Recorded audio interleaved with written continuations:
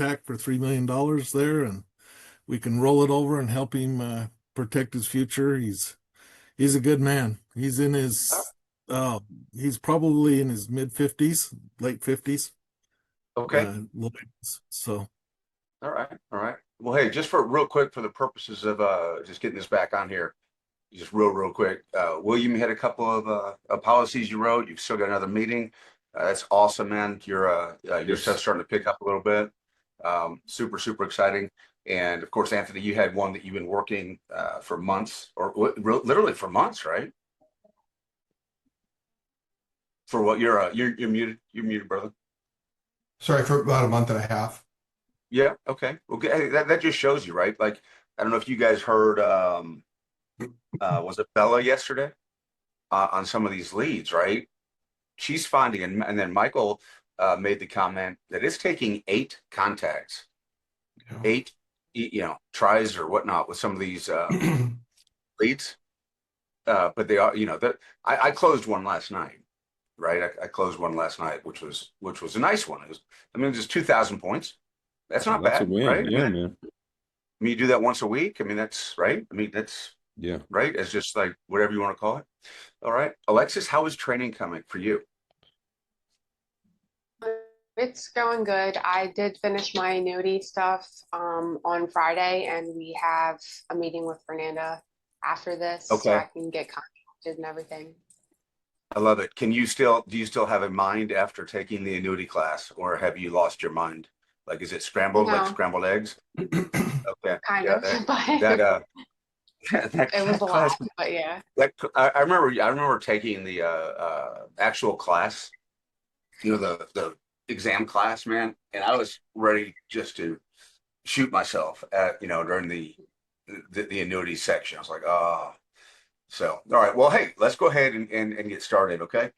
We got a couple of quick topics today, and I think these are important because they all they kind of fit in to everything you guys are talking about. Let's see. Okay, so how you were talking to me is about how do you make that that contact, right? And you did a great job by calling me last night and saying, "Hey, I'm not really sure what to say, so I don't want to approach this guy until I do," right? So the appropriate way to do this, guys, right, is the Ethor script, right? And that's I'm excited, right? I'm in training. I need your help, right? Because I want you to be able to give me recommendations. That's it, right? Nothing more than that, right? And then it's just a conversation about the things we do, right? And if they're interested, then we can apply that, right? I think all you guys that have had some good sales lately, Anthony, that's exactly what you did, right? I mean, you had that exact conversation, right? These are the things we do, right? I mean, we don't approach somebody and say, "Hey, I've got an IUL for you," or right, "Hey, I've got an annuity for you," right? That as Michael used some good Michael quotes today, right? Selling is repelling, right? Selling is repelling, right? When you do that, people get their guard up and such, right?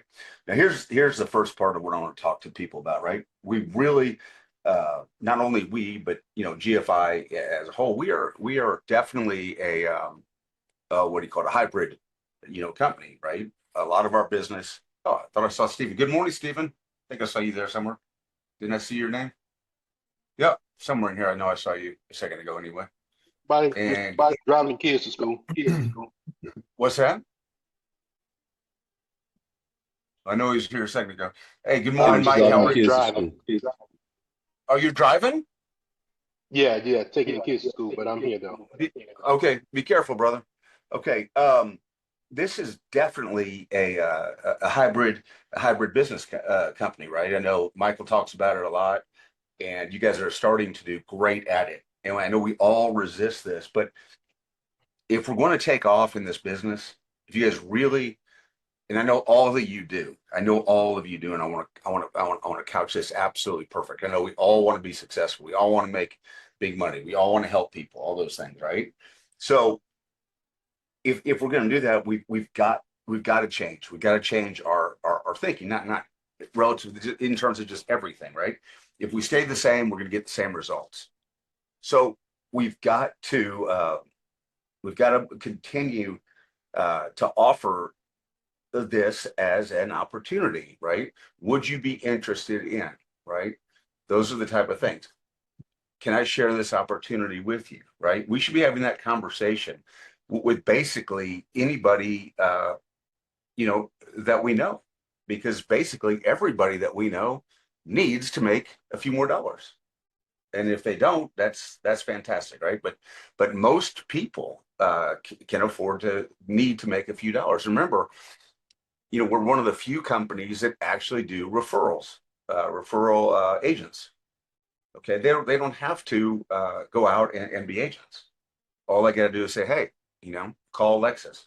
Hey, call William. Hey, call Stephen, right? And that's it. And then get paid, right? So absolutely, clients, friends and family, all that type of thing, right? And then, right, we make them a client, right? Unless they already are a client. And here's the most important part, guys, is get a list of their top 3. We're going back to this.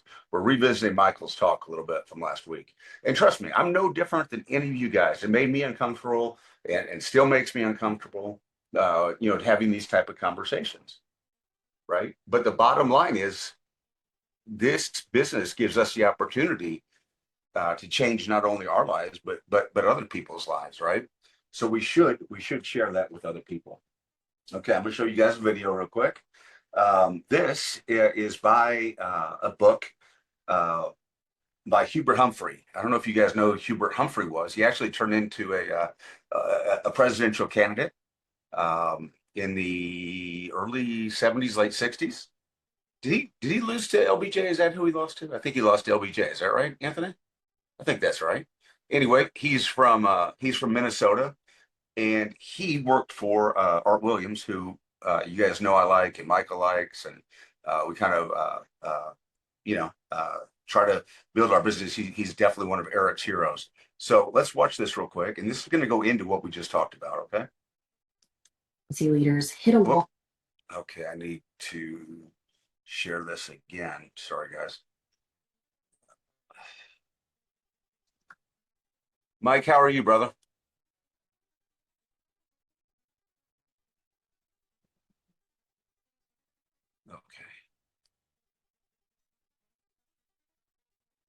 Okay, that should work.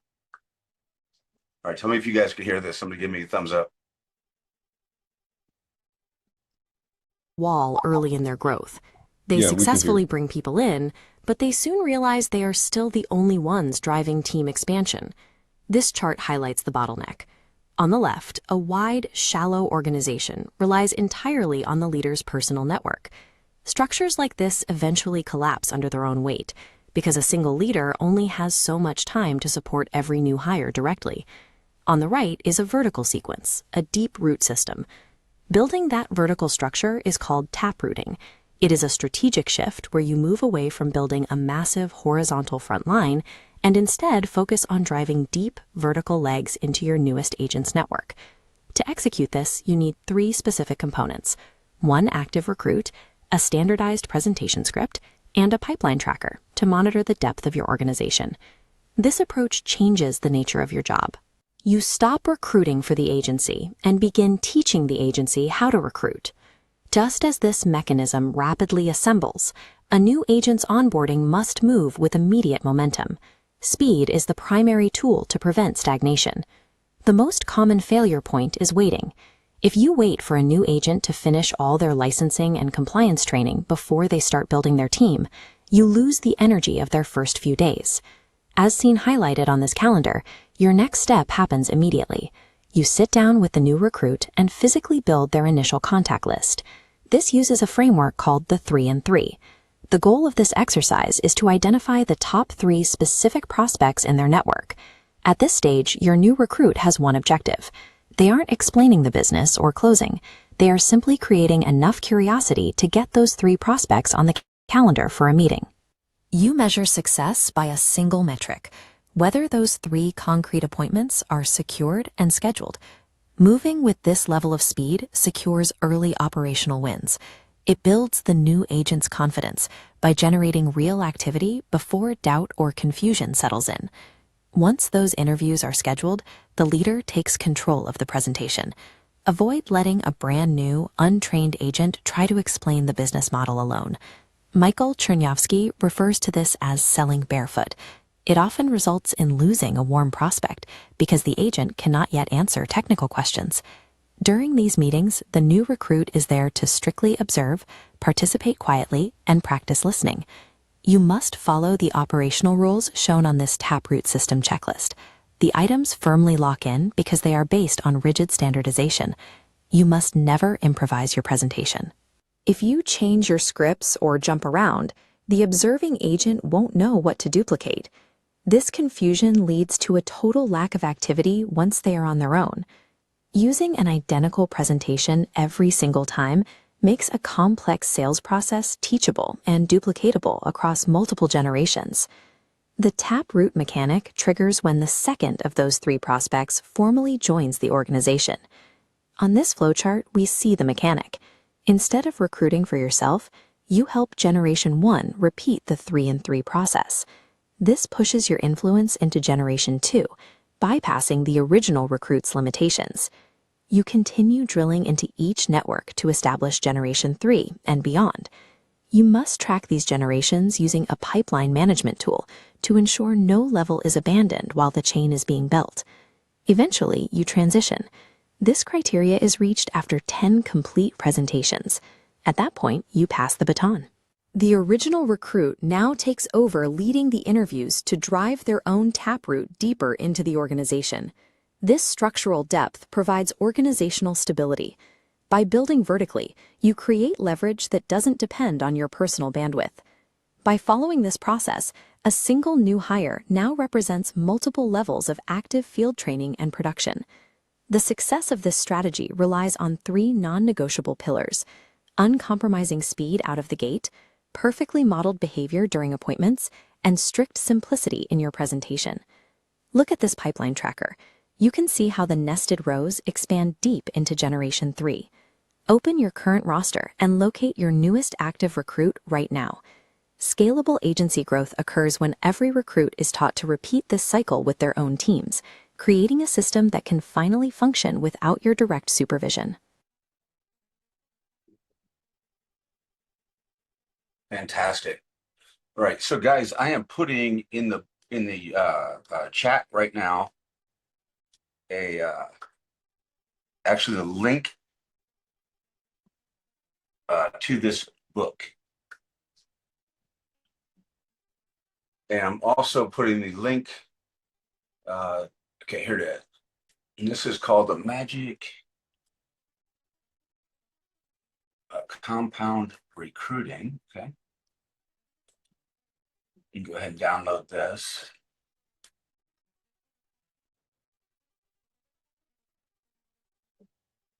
Okay. And if you guys have not had a chance to read this, please do so. Okay. And again, I know I shared this. I know I've shared it a couple of times, but I want to make sure you guys know about it, right? I just upload these things into Speechify, and then you've got your own audiobook, and you can play it at one, at normal speed, 1 time speed, 2 times speed, 1.5 times speed, whatever you want to do. And it's great. I can knock through them pretty quick. If I want to listen to something twice, I do so. Now, I want to make sure you guys know about this. I just shared this with everybody again. This is the Builder's Drive. Okay, so everybody should have a link to this this morning. Okay, if you don't, let me know, please, and I'll make sure again that you guys have it. But everybody should have this.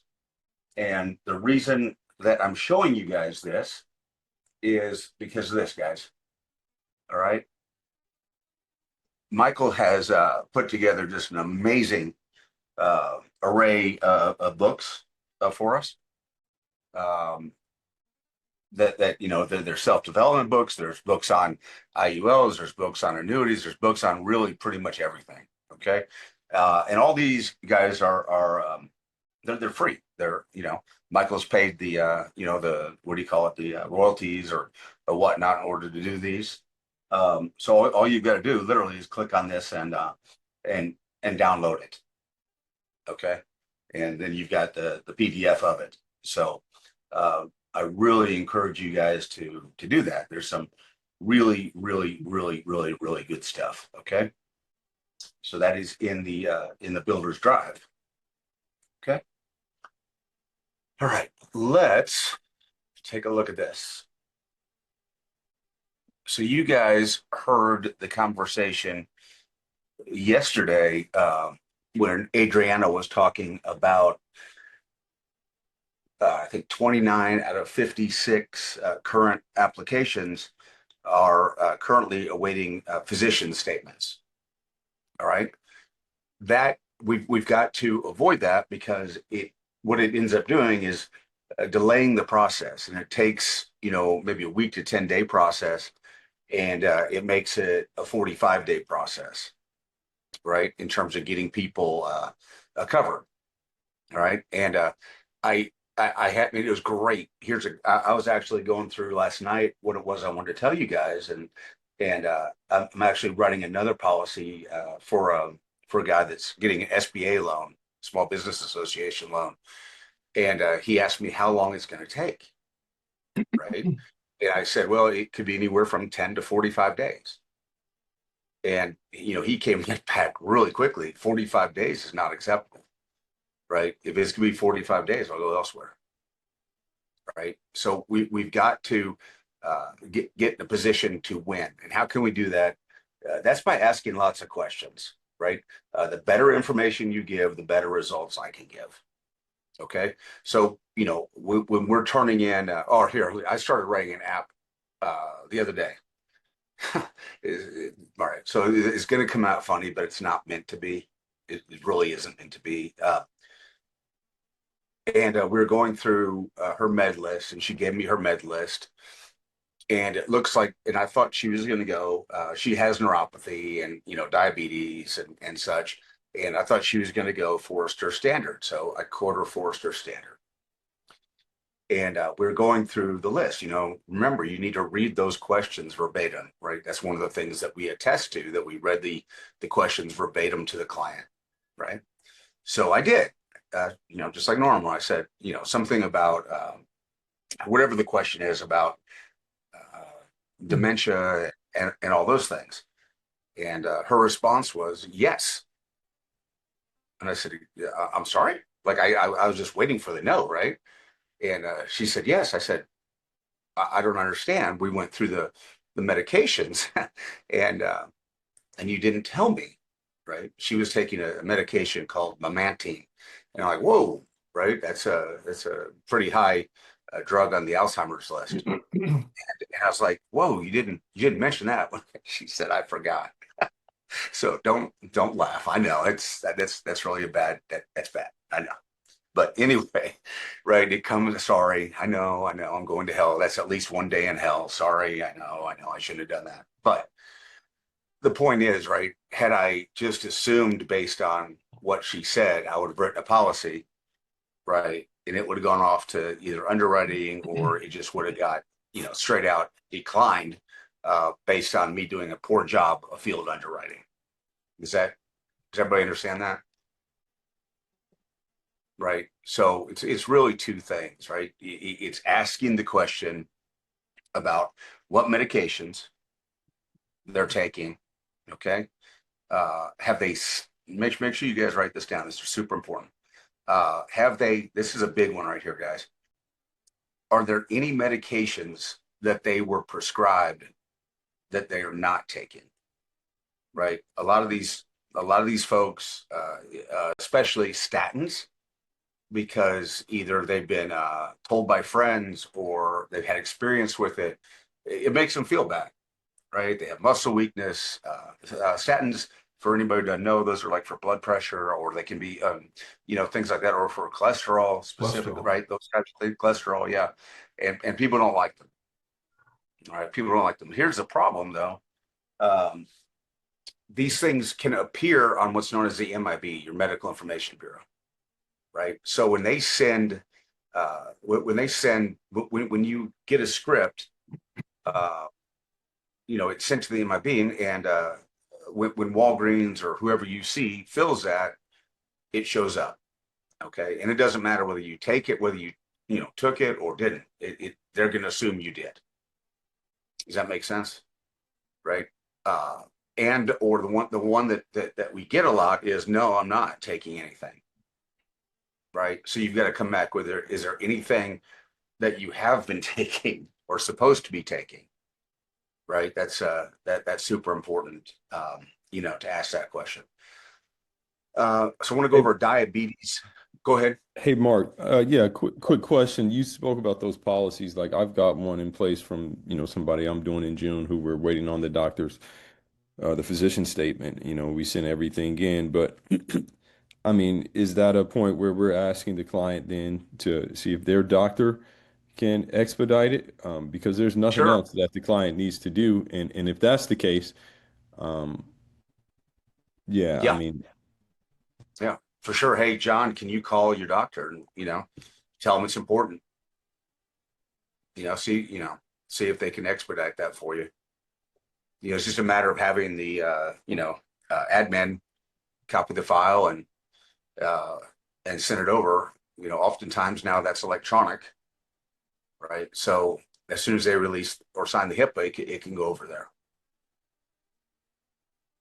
Yeah, but for sure, yeah. if the client calls, 100%.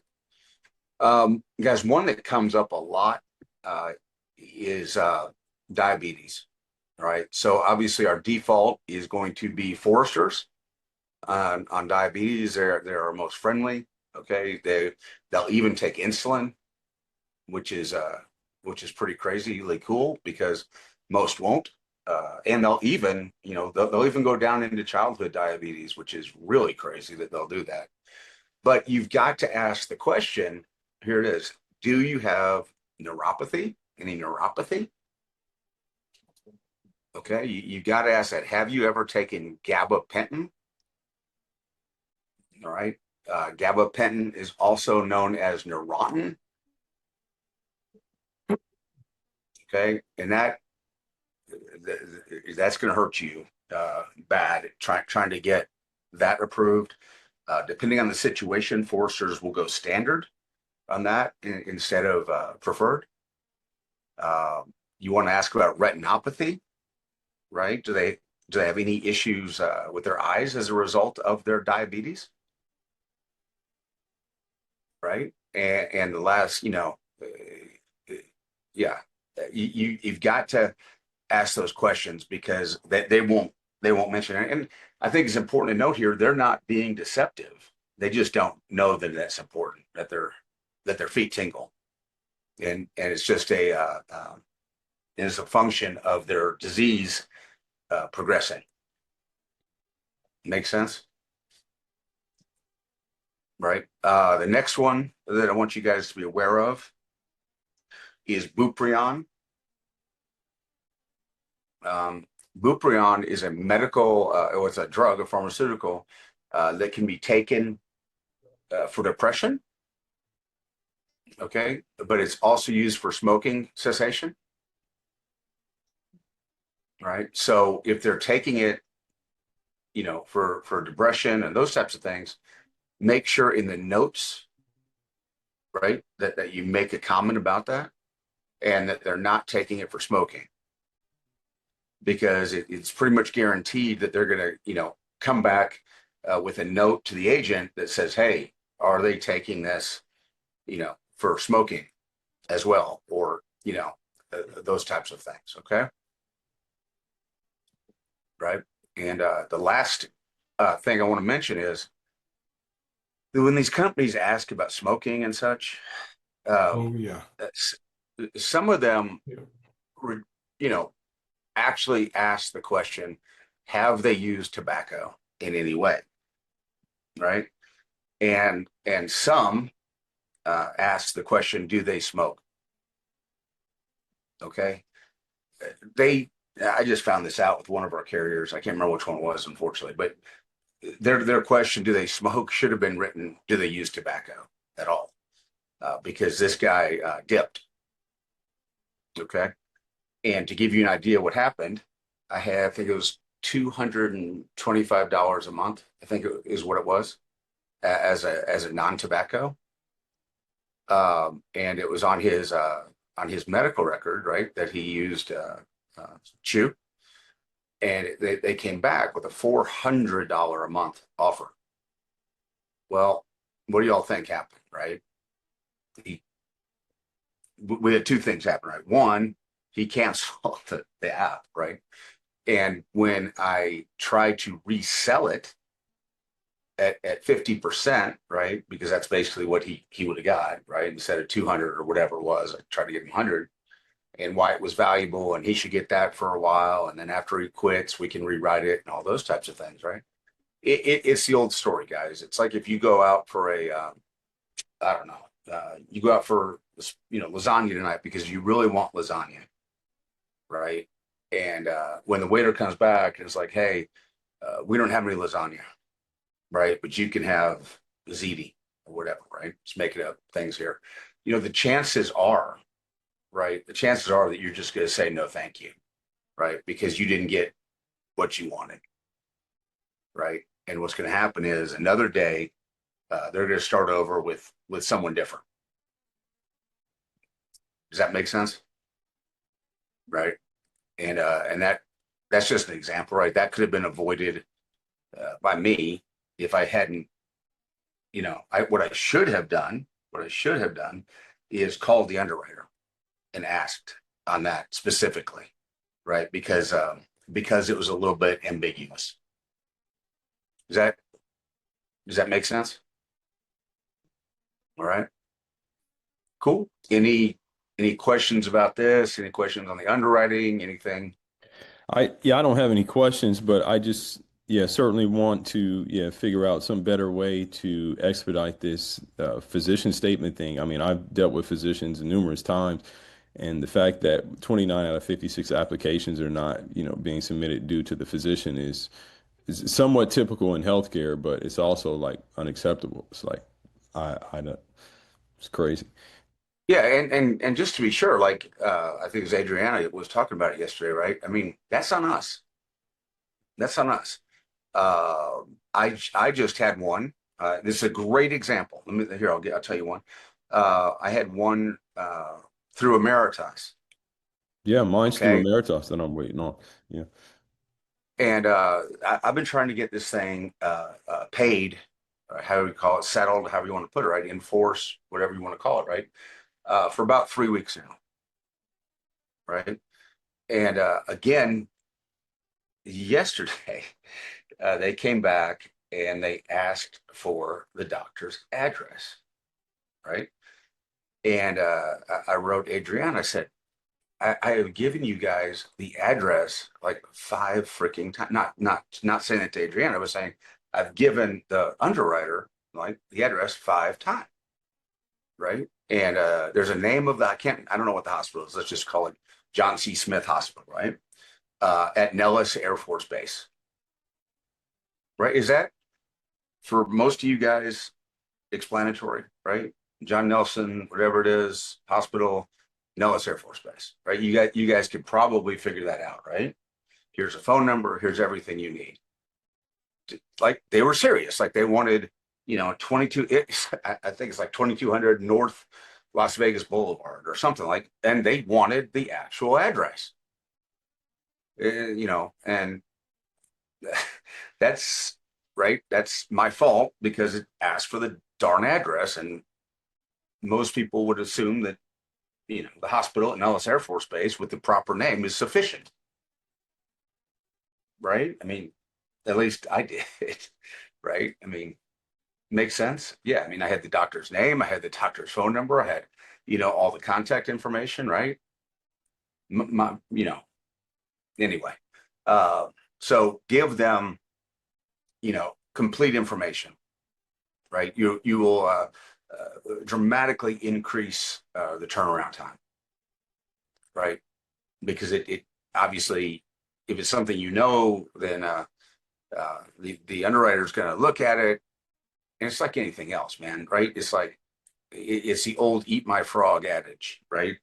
You know, they see this like, oh man, now I got I got to write this letter, I got to do this, I got to do that. I'm just going to move on to the to the next one that I can just quickly approve or decline, right? And come back to yours when they're up to dealing with it. Does that make sense? Yeah. Any other questions? Is anybody having, as they're starting to go through this, and I know you guys are pretty much all still working with some field underwriters and stuff, or some trainers. Is anybody having issues with underwriting? What, like, William, I know you're calling some people, on the ethos leads, right? Mike, are you calling people on the ethos leads? Okay. Are you having any issues underwriting those? You're pretty. I mean, you're pretty good at that. I haven't had any issues. The only issue I got is, people not calling their doctors and help speeding up the process. But that's about it. Oh, do you have some fully underwritten ones out of the ethos bunch? Yeah. Okay. See here, Stephen, are you still Stephen? How about you, brother? Yeah. I don't. No, hold on a second. So no, I don't really have any issues. I guess the only thing is just outside of really ethos. That's pretty much the is the ethos and FNG that's like instant decision. Yeah. Yep. Through the ethos site. Is that what you're talking about, through the ethos site? Yeah, I know. So I was just saying, I know like a lot of times when we're talking about going like medical and all the physician statements, because those are like a non-instant decision carriers, Right. correct? So Right. I guess depending on what we're writing, should we just be trying to focus more like on using actual ethos or FNG, or what other carriers are more like instant decision if all possible? We can find out then and there. Is it Well, just I mean, ethos? you can, yeah, that's what Michael was talking about the other day. I mean, you can always run things through ethos, right? There's a chance, depending on what it is, if ethos turns it down, right, you could still get it through foresters, for example, if it's an insulin situation or something like that.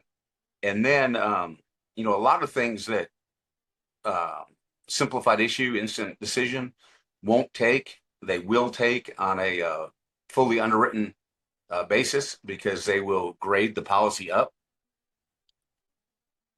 They'll look at it and either be like, oh, okay, well, it's not that serious, or yeah, it's pretty serious, and we're gonna make it a table, whatever, right? And make you pay for it. Yeah. So it can give you some good information, right? I mean, if it's going to get approved simplified issue, it's going to get approved underwritten, right? But if it gets turned down simplified issue, it may get approved as a fully underwritten. That makes sense? Hopefully that made a little bit of Yeah, I sense. mean it makes sense to me. I was just saying for the sake of speed, I was just thinking. Yeah.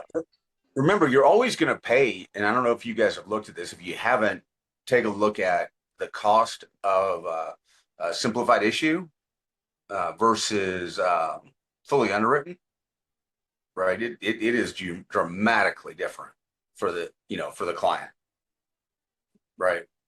Now, there's a lot of clients that either don't care, or they don't want to go through the process, or they want coverage today. right? One of the things that I will, say to people is, hey, why don't we put something in place today? But here's what happens, guys. If somebody goes straight to medically underwritten, right, fully underwritten, more stuff is going to be found. All right. And then depending on the carrier, if they decline it, you've got to disclose that to the next carrier. Okay. You guys have all seen that question. Have you had a policy decline? Right. Some carriers, right, play nice and they simply withdraw the policy. And withdraw is different than decline, and you don't have to report that. Okay. Oftentimes, what I'll do is put a policy in place on a simplified issue basis, even though it's going to cost a little bit more, right? Because that's going to go basically straight off the MIB and stuff. And then what I can do is turn around and do the underwritten policy.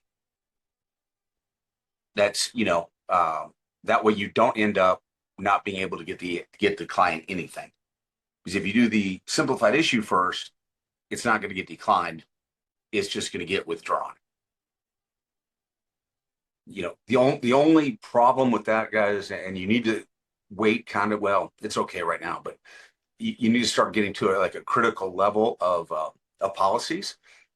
Because if you're writing these simplified issue policies that are going to get canceled in 6 weeks, 8 weeks, whatever, it's going to trash your persistency. Right. And your persistency goes to your bonuses and all those things. Right. So, once you guys start writing a whole bunch of policies, it's not that big a deal. Right. But if you have 1 out of 5, right, obviously, right, that's a bigger deal than 1 out of 10. Right. But, like when I was writing only final expense or mortgage protection, right, I was writing 35, 40 policies a month. So it was no big deal. Right. 1 or 2 policies, right? Whatever. Doesn't matter, right? But when you're not writing that number, it does matter dramatically. All right. Any questions? Hopefully this was helpful on that. Yep, good. All right. Yeah, and I think the way to do this, guys, is flat say to the customer, right? Right? The better information you give me, the better results I can give you. I mean, and I actually say that, to them when we get started, right? The better information you give me, the better information I can give you. Fair enough? I'll have to find it, but I have a really good questionnaire that asks you every daggum thing there is, that if you guys ask them these questions, you should be able to get through any underwriting at that moment. So I'll look for it and share that. It may have a different company's name on it, but just make it yourselves, make it yours. But you ask them everything. It goes in depth, and then you shouldn't miss anything on it. Hey, that'd be great, Mark. Thank you. Cool. All right. I'm gonna be around all day. I'm gonna hop into the let me just check real quick. I think I'm gonna hop into the phone zone. Steven, are you gonna be calling today? William, anybody gonna be calling this morning? I will be calling on and off this morning. I got a doctor's appointment here in about an hour, and I've got an appointment in 10 minutes. So I'll be calling on and off throughout the day. Yeah, I'll be calling today. I set a couple appointments yesterday and had some today. So nice. I have got Nice work. 1, 2, 3. Okay, so I've got 4 sales appointments today. That's awesome, man. Yeah, thanks, man. And I have got 1 recruiting call tonight. If anybody wants to grab those start at 10. I've got 10, 11, 12 are all wealth protection calls. 10, So if you're, 10, 11, I'm and sorry, I'm 12 sorry. are Um, sales uh, calls. yeah, Is hold that on. Those are Phoenix. So Phoenix one, time? yes, would be, what's that? 1, 2, and One, 3? one, 2, and 3:30. Okay, sweet. Yeah, I definitely want to listen to one or two of them for sure. I got Cool. 2 recruitings. Okay. Oh, nice job, Mike. It's in 10 minutes is my first one. How I did wanna the listen. Oh, sorry, go ahead. go, go I'll ahead? be No, on your no, 3:30. Listen, should I just do the phone zone? Will that? of course. I'll Yeah, you from the yeah, side? yeah. Let's Okay. yeah, we'll go down to whichever phone zone's open, Okay. whether it's Thank you. beginner room or whatever it is. You know how to get there? On it? Yeah, okay. I'll be Cool. on your 3:30 mark. I've got an open spot there, so I'll be there with you on that. Sweet. And sweet. And I'm sorry, Mike, any how did y'all's recruiting call go? Was it yesterday with Carmela? Did you guys have another interview with somebody else? Um, we did. I'm trying to remember how, but she no showed. Okay, got it. And so out of the what is it? 1, 2, 3, 4, 5, 6, 7. 7 we have had so far. We've hired or picked one. Okay, And that's okay, Malin. okay. And is he licensed or unlicensed? He is unlicensed. So Okay, he just got set up with Rodrigo yesterday to start working on his, studying and get ready for his test. got it. Okay, cool. Be sure to follow up on that, man. Make sure he's doing that. The further away he gets from signing up, the harder it is to get him started. Oh Hey, no, what up, man? he's squared away. He's under Okay, Lane, so Lane's taking him under his wing. love it, love it. All right, well, I'm gonna head to phone zone. If anybody needs me or whatever, I'm gonna be around. I've got a bunch of calls today. William, I've got a call. If you want to listen in, I'm sure I don't know what they'd say about that. Okay, But no problem. I mean, I can do it's one later, buddy, but I definitely want to hear a few. no. It's with Life Button. Oh, okay. It, Yeah. yeah, it's actually an onboarding call. If Oh, you okay. wanted, yeah, I just don't know what they're good. You know what I mean? Got it. Got it. I don't think it would matter because Is that stuff you guys went through the other day? Yeah. yeah, I want to hear more about that too. okay, yeah, Yeah. I Yeah. should I be want to hear ready. about that. Is that where you got those appointments from, Mark? Those 3 or 4 sales calls? No. I haven't launched Okay. that yet. Got it. Yeah, they're moving. Okay. You know what's really funny, man, is they're moving faster than I like to move. Oh, They're like, really? That's shocking. yeah, they're man, like he was ready to launch yesterday. I had a meeting. He's like, let's go. Like, Yeah. yeah, Yeah. well, Yeah. you know that it was with that Hunter dude. Oh, You know Hunter. Oh, yeah. yeah, and he's like, let's go, and I'm like, I'm so not ready to do this. He completely wanted to launch the thing yesterday. I was like, He's ready. He wants to get he wants to get you some results so he can keep getting paid. I get it. yeah, well, yeah. I mean, yeah, and what was crazy, man, he had at least. So this was like they would call it onboarding 1, 2, and 3 for them. Yeah.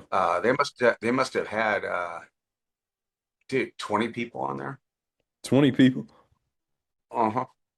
I mean, I So think they said last when we were on, they had 250 agents that were already onboarded. I mean, they're trying to really launch this thing. And when I tried to jump on the call, it was so booked I couldn't even get on. really, Yeah, because I jumped on after I talked to you like 2 or 3 minutes, and I missed the call. He was like, jump on 5 minutes early. I jumped in 2 or 3 minutes early, and I still like I wasn't able to get in. you got in though, right? No, I didn't. Like he sent me a follow-up text afterwards. Like it was an automated like AI text said, "Hey, if you still want to get in, like we got some more appointments." But I missed my initial time. To get the appointments but you were able to listen to the you were on for the call, Yeah. right? Oh For the yeah. tape. For Yeah. the whole present. Yeah. Yeah. Dude, you start doing the math on that. On on what those dudes are making. Holy crap. Well, at 5,000 at 250, that's already a million, and you're talking about 500 a month on top of that. Yeah. Um, But what did you say? They did 3 million last year or something? Like, I don't remember that's exactly, but yeah, I'm not sure how they're splitting it all up, but yeah, they're doing okay. yeah. I think you said 3 million last year or 3 something mil? like that. Okay. Something like that. Yeah. I think that's what I remember. Yeah, I know this system works. I've seen it in play for other marketing, agencies. I know it's a real deal, and I don't know these life insurance guys specifically, but I just know them through another program I was in 2017 and 18 that yeah, it absolutely is legit. Yeah.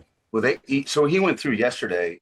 What he did was he went through each of the people in the room, asking them what their number of sales were and AP, right, on everybody last Right. month, and told them based on that, right, where they should be after a month with him with this. And I was like, whoa, like literally like, whoa. And Anthony, these guys, I mean, these guys are full on transparent, like, complete, no, yeah, Yeah. yeah, yeah, yeah, no, like, yeah. Yeah, man. I was pretty, I was You pretty got to be blown away. raking it in 20, 30 grand a month. Yeah. Oh yeah, yeah. I mean, he told one dude, he goes, "Oh, you're gonna be at 50,000." I was like, "Whoa, shit." I mean, that's on his personal pen. Like, whoa, Yeah, okay, that's game changing, man. Wild. yeah. I mean, if you're doing 50,000 a month, that's 600 a year Yeah. on your own personal pen. Right. I mean, say you're doing 1.2 million. I mean, say you're spending 8,000 a month on leads, right? That's still only what, $96,000. A like So, button or whatever it is. right. So now you're making what's that, 6x, 5x, 6x, right? Yeah, Right. almost 6x. Yeah. And guys, that. So where I was at was a mortgage. When I used to be, you guys all know where I was at as an Equus, right? And we were a mortgage protection final expense shop, Right. right? And these were the numbers that they would stress that we stressed as managers, right? You have to do in order to stay in business 2.5x relative to your lead cost. Okay, 2.5x, because that will cover expenses to eat, all those types of things, right? And it's going to cover your expenses relative to your business. Okay, but if you weren't at 2.5x, you're not going to be in business for very long, right? Got it. Your newer agents are hitting that 3 to 3.5x number, right? 3 to 3.5x, and then your guys that are killing it, right, are in that 4x, and the true pros, right, are in that 5 to 5.5x. All right. Now, I mean, just to give you an idea, I mean, it's really, I never could get to 5.5. It's just really, really hard. What were you averaging? Suzanne's not here. What is it? No, I don't think. No, she's not. We would go 3.5 to 4.5. That's good, man. I'm good with that. 3.5, 4. Yeah. Absolutely.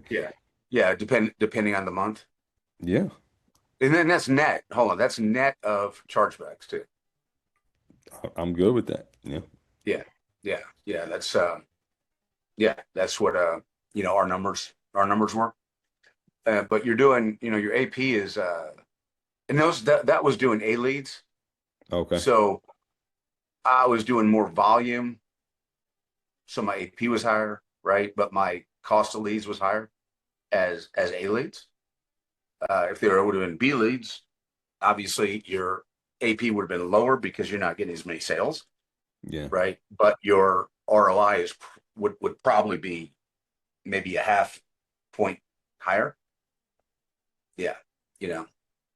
Because, we had, I don't know if you guys have really been in those world, but I mean, you've got you got people calling behind you, like Oh, literally, okay.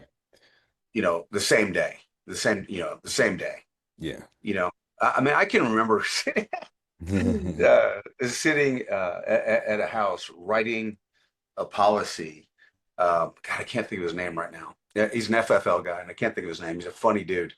Uh, was literally waiting in his car for an appointment right behind me. No And way. yeah, oh yeah. And I just written a policy. I'm like, well, crap. Now he's gonna, like I made her promise. I'm like, oh, you can't, She's like, oh no. I don't remember what happened, but yeah, yeah. It was not uncommon to have policies canceled the same day. You know what I mean? That kind of stuff. So anyway, All all right, right, guys. I man. hope this was helpful. We will talk to you, gentlemen. Yep. We'll see Later. you in a little. All right. All All right, right. man. Peace, man. Thanks, All Mark. right. Bye. Bye-bye. Yes, sir. All right. Bye. Let me see here. Yeah.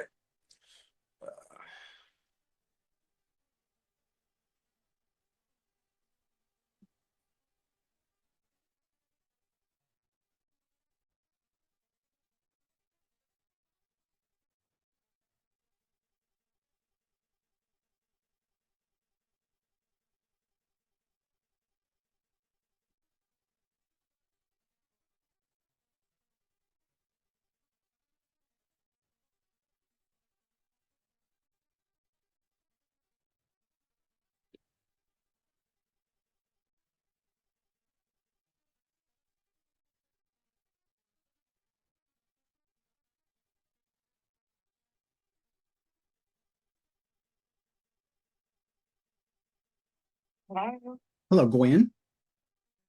Hey, Gwen. My name is Mark Henry and the owner of Rocket City Green Lawn Care. How are you, ma'am? Good. How are you? I'm doing really good. I just wanted you to know that I just got your request for an estimate. Um, I have some availability today around 12:30 to come out and take a look at your place, get some pictures. I pretty much will have an idea if it's a normal house like some of my other houses out there, but I like to get some pictures and to get you a quote. If that's okay with you, I'd like to do that about 12:30 today. Yeah, that'll be fine. Okay, sounds good. I will see you about 12:30-ish. Yeah, you'll be talking to either me or my husband, depending on which of us is free. We work from home. Okay, sounds great. I understand the process of working from home. I do the same thing. So I get it. So I will see you guys around 12:30 then. All right, thanks. All right, bye-bye.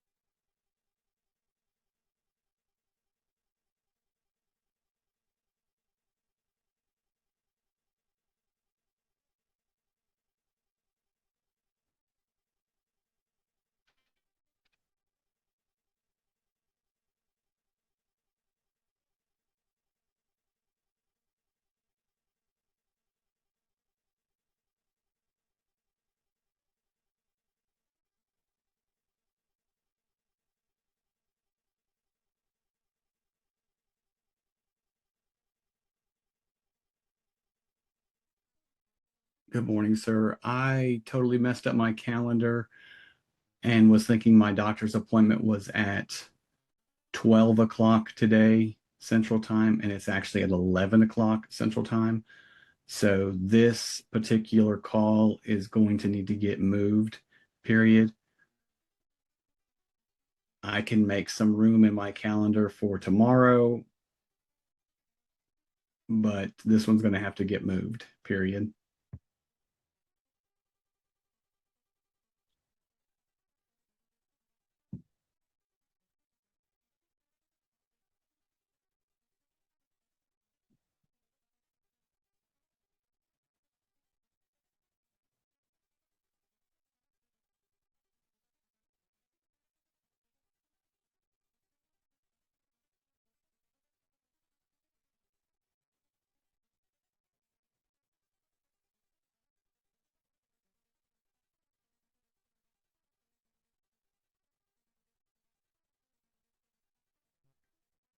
So John Jr. and Miss Leslie's house.